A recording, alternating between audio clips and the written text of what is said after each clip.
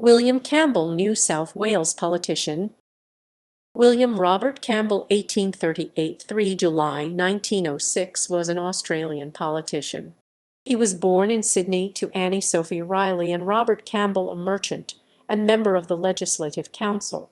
He attended the King's School in Parramatta and was a pastoralist and merchant before entering politics. In 1868 he was elected to the New South Wales Legislative Assembly for West Sydney, but he was defeated in 1869. On 24 February 1881 he married Eglantine Julia Thompson.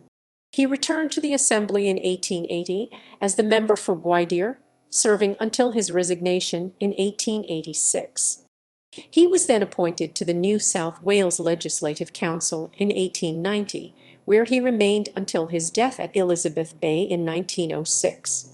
He had extensive family connections in politics. His grandfather Robert, father-in-law Sir Edward Deas Thompson, and uncles John and Charles were all members of the New South Wales Parliament. References